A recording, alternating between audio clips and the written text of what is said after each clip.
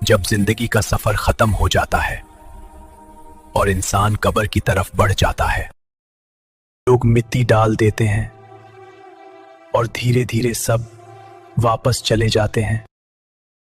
कब्र में इंसान जो आखिरी आवाज सुनता है वो होती है लोगों के कदम चलने की कब्र अंधेरी होती है, तंग होती है और बहुत खामोश होती है।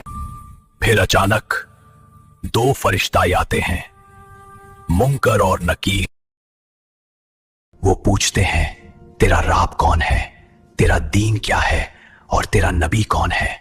अगर इंसान दुनिया में अल्लाह को याद करता रहा हो तो कब्र रोशन हो जाती है, लेकिन अगर जिंदगी गुनाहों में गुजरी हो तो कब्र दबना शुरू हो जाती है। उस वक्त ना तौबा का मौका होता है, ना वापस दुनिया जाने का।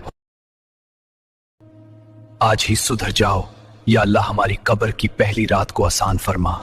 आमीन।